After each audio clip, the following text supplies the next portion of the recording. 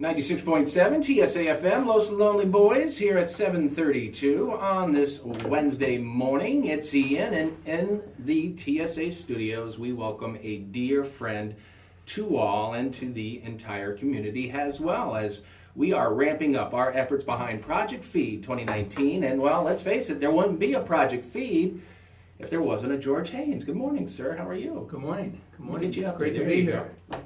You looking good? Feeling good. Yeah? Yeah. What's the magic? What's the secret? Well, the secret is not getting up at 6 o'clock. Be funny like you. Hey. Yeah. But anyway, just being active, trying to just do healthy things. And staying involved in the community, and And obviously staying involved, I can't think of a better example than Project Feed. So here we are. Here we are in 2019, 26 years ago. Let's Yeah. go back a little bit. Yeah. Let's go back to that first day when this thought came into your mind. How did it all start? Well, it's interesting. In the beginning, we'll say, I was at the bank. Larry was at the radio station, and I wanted to do some sort of partnership with the radio station for a community need. And in my mind, I wanted it not just to be a one-time event. And I was thinking more in terms of something like the Reformer Christmas stocking at the time that had run for years. It happened every year. It took care of coats for children. And so Larry and I were batting around, and we had different ideas. But Larry said, well, we ought to do a food drive. There's a lot of hungry people in the area. And of course, in my mind, I'm thinking, oh yeah, we're talking about homeless people that live under the bridge in Hinsdale. And he said, no. He said, I just did this past summer in the Harmony parking lot an interview for a WIC program with Melinda Busno, who was the executive director of the Brattleboro Drop-In Center. Bless her heart. And God bless her. And so Larry said, you wouldn't believe the people that were there, and particularly young mothers. He said, there's really a need in the area. So went to the Drop-In Center, and the rest is history. We decided we'd do a food drive. We'd do it for a couple of weeks. We named it Project Feed 1,000, because at that time there were about 1,000 people in the area. And so, we started, we're going to fill a tractor trailer. It was used as a visual in the bank parking lot at the time. People who in the know said you can't put food in the truck, but it wasn't to put food in the truck. It was just to say that we should fill it. Anyway, if we fast forward throughout the years, this has exceeded any of the wildest expectations on a number of fronts. Number one, it's the need has increased dramatically over the years. We probably have about 12,000 people now in our area that use the 9 food shelves that we're serving.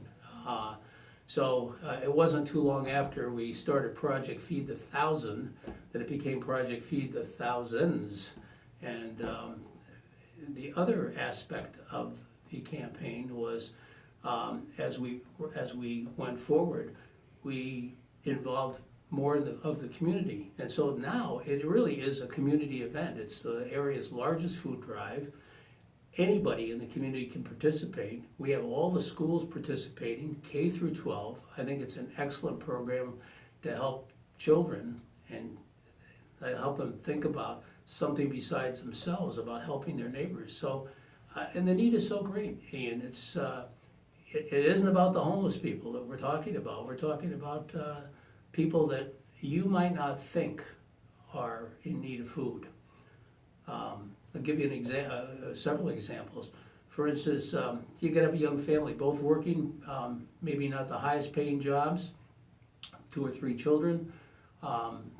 This time of the year, unexpected car repair comes up, got to pay for fuel oil, some sickness in the family, Christmas presents, or whatever. You have to pay the rent, you have to pay a mortgage payment, you have to buy fuel oil, you have to buy medication. What do you cut? It's the food budget. How does Project Feed help? Well, they can supplement by going to one of the area food shelves, and that's huge. So many people live paycheck to paycheck. And we're not talking just about young families. I mean, you got the elderly that are on a fixed income, medication, heat, medication, prescription drugs continue to go up. Mm-hmm. They only have so much money. It adds up. What can they do to help? Veterans, same thing. People on disability, so you're out of work. You get disability income, but it's not the exact same amount that it is if you were working the full time. So you've got a reduction in income. What do? One way to help, go to the food shelf. So this is the profile of the people that we're helping.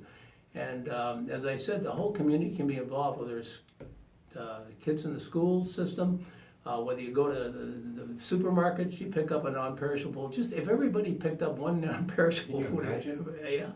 when they shopped and dropped it in the receptacle at the food bin, it would be tremendous. Our goals this year, what are the goals at the moment? Goals are lofty. We would like to raise $85,000 in cash, 250,000 meals. Now, the food we raise will probably last into maybe the first quarter of the year. The cash helps us buy food through the Vermont Food Bank at a reduced rate, so that helps supplement. But people can drop where they shop. They can make a donation. There's little cash receptacles at various places. They can send a check to Project Feed the Thousands, care of River Valley Credit Union. It all helps. It's really the sum of the digits. I mean, we'd love somebody to come in and write a check for $85,000, but that's not going to happen. So whether it's $1 or it's $5 or it's $50, if somebody's generous, $100 or $500, it all adds up. The same with the 250,000 meals. If somebody can donate a bag of groceries, great.